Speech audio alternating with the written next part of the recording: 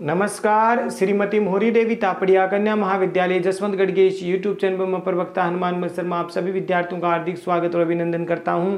प्यारे विद्यार्थियों, बीए द्वितीय वर्ष की कक्षा में हिंदी साहित्य विषय के अंतर्गत रीतिकालीन काव्य जो आपका प्रथम प्रश्न पत्र है उसमें कवि सेनापति जी के पदों की व्याख्या कर रहे हैं। प्यारे विद्यार्थियों, कवि सेनापति जी के महत्वपूर्ण पदों की व्याख्या में श्लेष वर्णन आज हम ले रहे हैं। कवि सेनापति जी के विशेष जो ये पद है श्लेष वर्णन का। तो प्यारे विद्यार्थियों, श्लेष वर्णन शीर्षक से हम पद ले रहे हैं। तो देखिए, पहले पद को हम पढ़े लेते हैं कि दोषी सोमलिन गुणहीन कविता है तोपे, कीने अरबीन परवीन कोई सुनी है, भी नहीं सिखाए सब सीखी है सुमति जो पे, सर से अनूप रस रूप या में धुनी है, कि दूसरे को करी के कवित बिन भूषण को, दूसरे को करी के कवित बिन भूषण को, जो करे प्रसिद्ध ऐसो कौन सुर मुनि है, कि रामे रचत सेनापति चरचत दो, कवित रचत याते पद चुनी चुनी है, कवित रचत याते पद चुनी चुनी है। प्यारे विद्यार्थियों, कवि सेनापति जी द्वारा रचित ये पद। तो प्रसंग में आपको क्या लिखना है? प्यारे विद्यार्थियों, प्रस्तुत पद्यांश कवि सेनापति जी द्वारा रचित श्लेष वर्णन शीर्षक से उद्धृत है। और इसमें प्यारे विद्यार्थियों, कवि सेनापति जी ने जो है अपनी कविता को निर्दोष बताया है, साथ ही साथ चमत्कारपूर्ण बताया है। और इस प्रकार से अपनी कविता को वो निर्दोष और चमत्कारपूर्ण बताते हुए यहाँ पर वर्णन कर रहे हैं। कुछ एक शब्दार्थ हम देख लेते हैं प्यारे विद्यार्थियों। तो दोष का मतलब है यहाँ पर दोष से युक्त,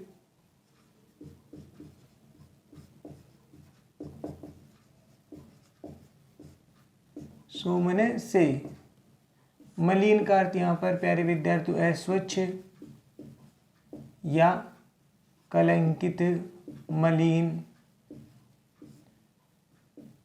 गुणहीन मैंने गुणों से हीन,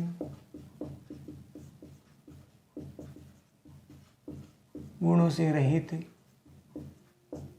कविता है मेरी कविता तो भी, तो पे मैंने तो भी।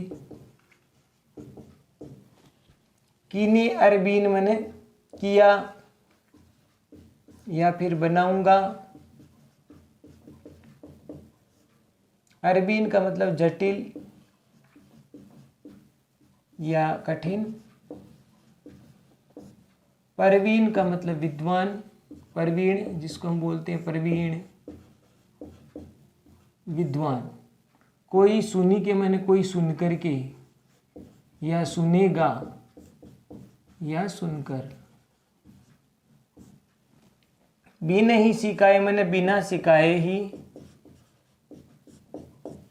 सब सीखी है, सब सीख लेते हैं, सीख लेते हैं। सुमति जो पे, जो भी सुमति यानी अच्छी बुद्धि वाले हैं। सु मैंने अच्छी, मति मैंने बुद्धि, अच्छी बुद्धि वाले जो व्यक्ति है वे मेरी कविता को बिना सिखाए ही सीख लेते हैं। सरस अनूप, और मेरी कविता सरसता पूर्ण है या रसपूर्ण है, और अनुपम है, अनुपम, अनूप है, अनुपम है, अनोखी है। रस रूप यानी रस से परिपूर्ण है, रस से परिपूर्ण, या रूप शोभा से युक्त, रस शोभा से युक्त है। या में यानी इसलिए या इसमें। धुनी है मैंने ध्वनि, ध्वनि भी समाहित है या अभिव्यंजित है।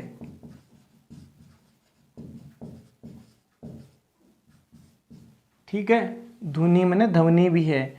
और दूसरे को करके मैंने, दूसरे मैंने दोषों को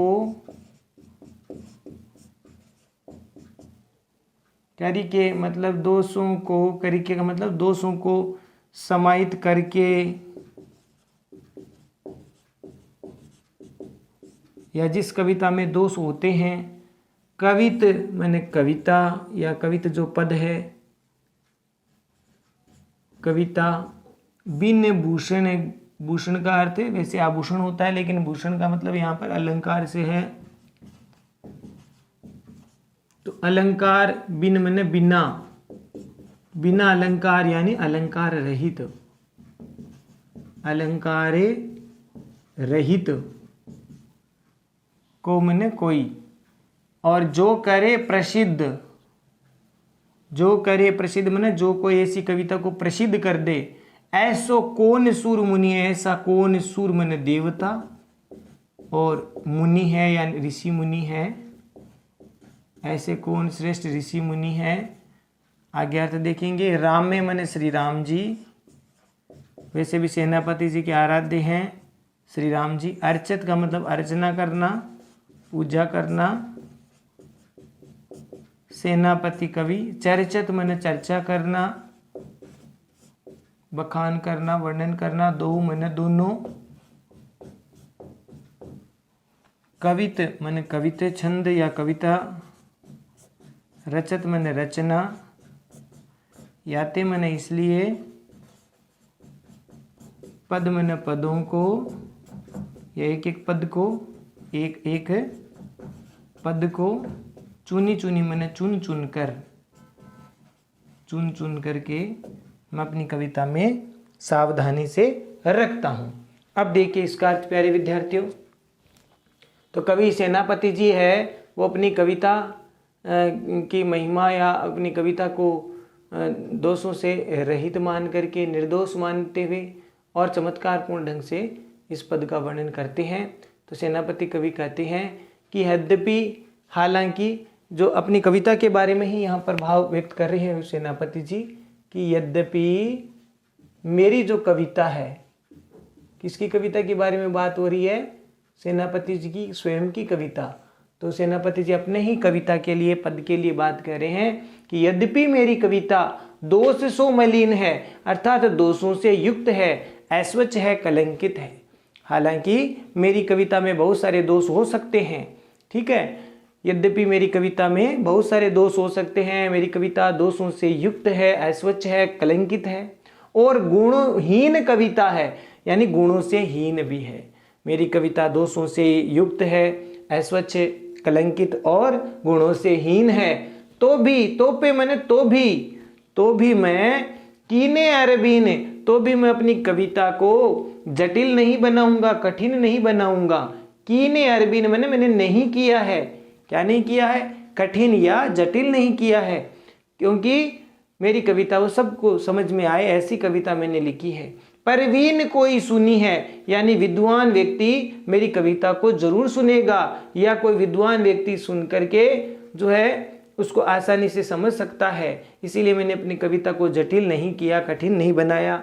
तो परवीन कोई सुनी, यानी मेरे विद्वान या कोई परवीन व्यक्ति है, वो मेरी कविता को जरूर सुनेगा, अवश्य सुनेगा, या सुन करके मेरी कविता को वो भाव वो ग्रहण कर सकता है।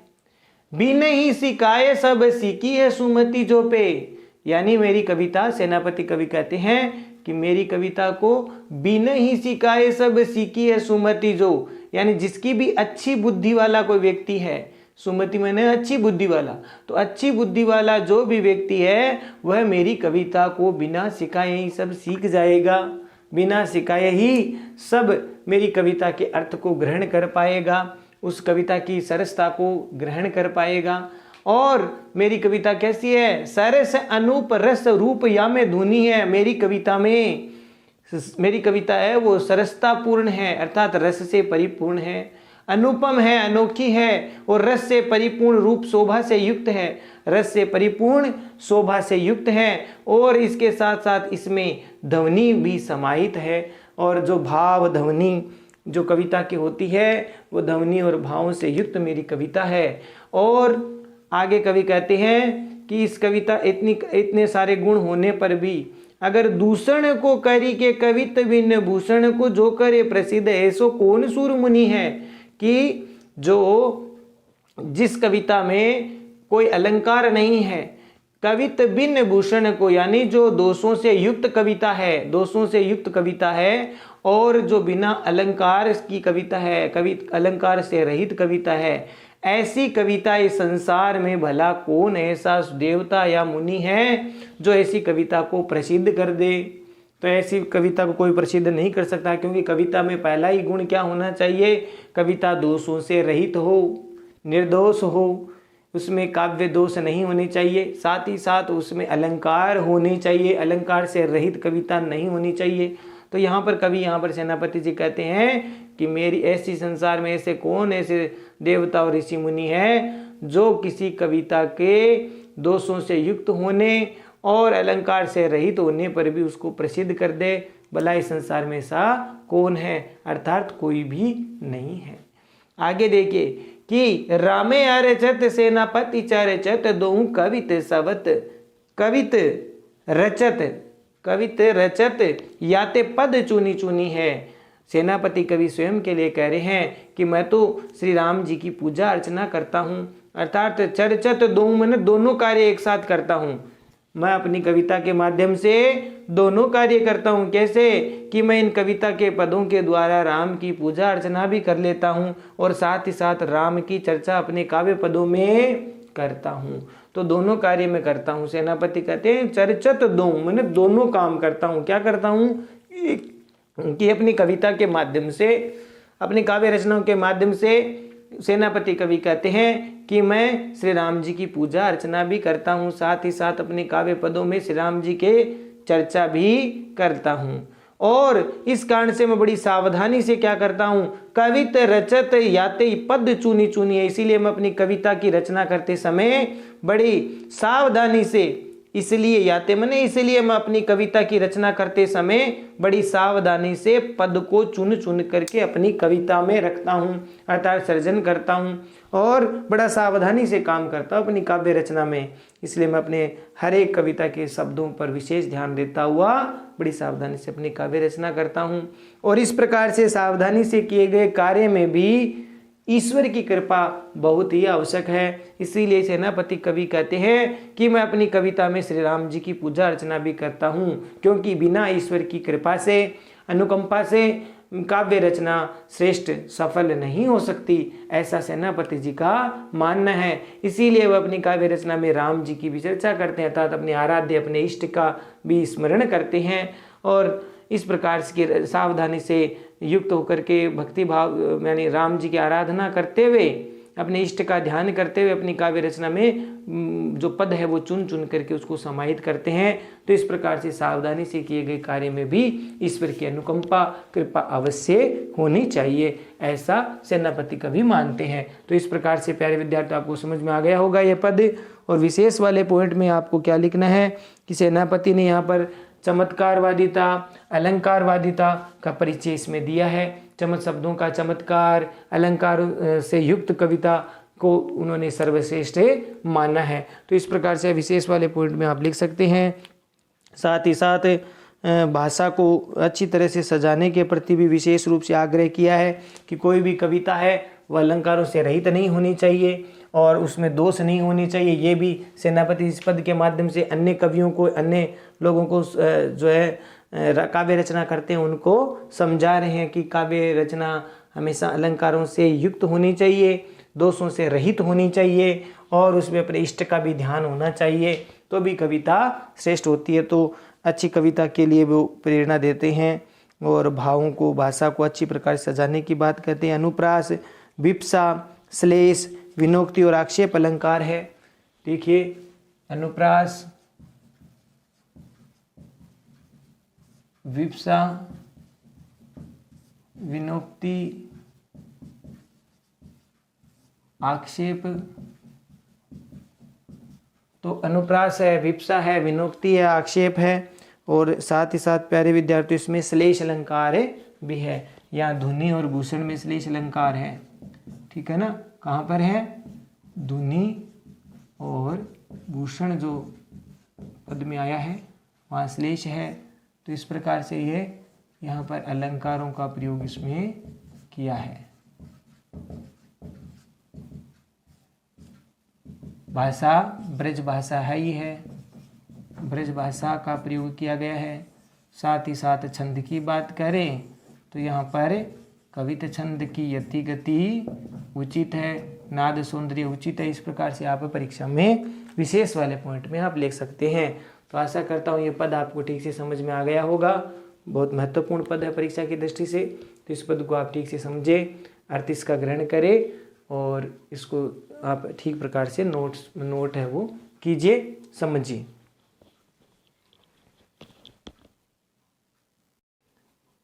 तो प्यारे विद्यार्थियों, आज के लिए बस इतना ही। अगले वीडियो में पुनः उपस्थित होंगे। जो है सेनापति जी के पद है लगभग हो चुके हैं। अब हम आगे के कवि भूषण जी की रचनाओं को हम लेंगे, जो महत्वपूर्ण है परीक्षा की दृष्टि से। सारी रचनाओं को नहीं, सारी जो आपके पद है वो नहीं लेंगे। परीक्षा के उपयोग की दृष्टि से जो महत्वपूर्ण है उन्हीं को लेंगे, तो उनको हम देखेंगे अगले वीडियो में। तब तक के लिए आप कवि सेनापति जी के इस पद को ठीक प्रकार से पढ़ें, समझें, अर्थ ग्रहण करें और नोट्स भी बनाए। चैनल को लाइक और शेयर भी कीजिए, याद भी कीजिए, पढ़िए ठीक से। जय भारत, जय हिंदी। धन्यवाद विद्यार्थियों।